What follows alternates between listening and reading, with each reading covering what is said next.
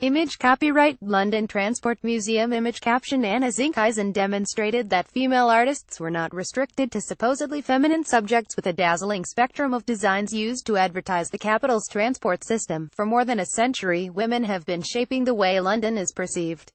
Yet the identity of many of these female artists has been hidden. Often they would not sign their work, or just used initials. Other pieces were subsumed under the name of an advertising agency. Now Poster Girls, an exhibition of work by women at the forefront of graphic design, is to go on display at the London Transport Museum in Covent Garden. Here are some of the artworks by women who influenced the London brand. Image copyright London Transport Museum. Ella Coates. At the beginning of the 20th century, the opportunities for female illustrators were generally limited to book and magazine illustration. The first known poster by a woman to appear on the Transport Network was Kew Gardens by Tram, by Ella Coates in 1910. She signed her work without her first name, making it impossible for passers-by to realize the artist was a woman. Between the 1920s and 1930s, many more female artists began to design posters for London Underground and London Transport. New social and political freedoms after the war, combined with easier access to art education, meant that becoming a designer was for the first time seen as a viable career option for women. But male designers were still paid more and achieved greater fame than their female colleagues. Image copyright Museum of Transport. Laura Knight. One woman who bucked the trend was Laura Knight. Encouraged to paint by her mother, Knight first went to study at Nottingham School of Art aged 13, and by the time she was 15 she was teaching some of her mother's art students. She was made a dame in 1929 for her services to art, and in 1936 she became the first woman to be elected to the Royal Academy. During World War II, she became an official war artist. Aged 69, she was sent to cover the Nuremberg war crimes trials. She died in 1970. A lithograph print of her Rugby at Twickenham poster sold at Christie's in 2012 for £4,750. Image copyright London Transport Museum. Dora Ambati. The year 1925 also saw the work of Dora Ambati used by the Underground Group, promoting trips from country to the heart of town in 30 minutes.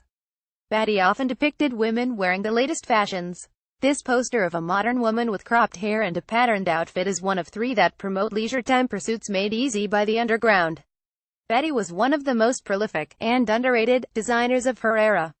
She produced more than 50 designs for the group and London Transport, as well as designing textiles and ceramics and illustrating books.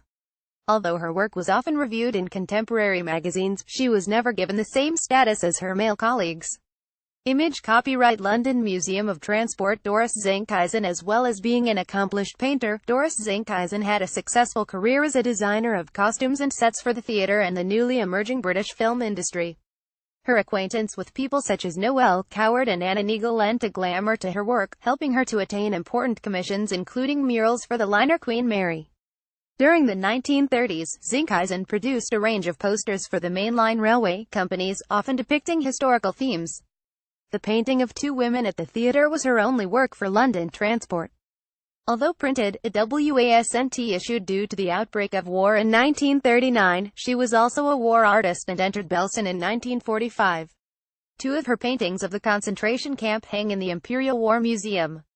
Image copyright London Transport Museum. Sheila Stratton. During World War II, publicity for leisure was replaced by public information posters. Many women were doing war work and fewer worked as poster artists compared to the previous 2 decades. But by the 1950s, London Transport was once again employing female designers, such as Sheila Stratton. Her strikingly modern design, from 1954, is among the most innovative posters published by London Transport during that decade. Image copyright London Transport Museum. Dorrit Deck. By the 1960s, posters had moved from the bold designs of previous decades to a much more illustrative approach.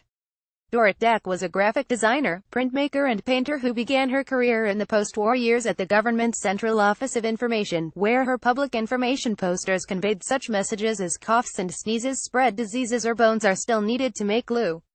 This 1961 poster by Deck illustrates a wide variety of London characters, ranging from a fishmonger to the pearly king and queen. Born Dorothy Caroline Epstein in Czechoslovakia to a Jewish family, Deck studied art in Vienna before moving to London during the rise of Nazism. Duck worked for the Women's Royal Naval Service, as a radio intelligence officer in the top-secret Y service, intercepting the German military's encrypted messages to their U-boats patrolling the channel. After the war she became known as the Travel Queen for her work with Air France and PO, as well as London Transport and British Rail. Image copyright London Transport Museum. Jenny Tufts. During the late 1980s, London Transport began a fine art poster commissioning program to fill unsold advertising spaces on the London Underground network. These art on the Underground posters were commissioned directly from artists. Jenny Tufts designed 7 posters for London Underground between 1987 and 1999, including this design to promote the new Princess of Wales Conservatory at Kew Gardens. It became one of London Transport Museum's best-selling posters. Anna Hymas was commissioned to create 4 posters promoting winter attractions to both tourists and locals, including Winter Fun Below. These formed part of a wider campaign, London Eyes Open, led by the Mayor's office to show that London is united and open for business, and the world, following the EU referendum. Image copyright London Transport Museum. Anna Hymas. Sam Mullins, director of the museum, said the poster collection provides an opportunity to reflect on the changing social, economic and political conditions that affected women's lives and work over the last century, which is rather fitting as we approach the centenary in 2018 of Votes for Women. You will be able to see more of the images on BBC News Online next week. The exhibition opens at London Transport Museum on the 13th of October, from 1845 to 2200, and daily after that.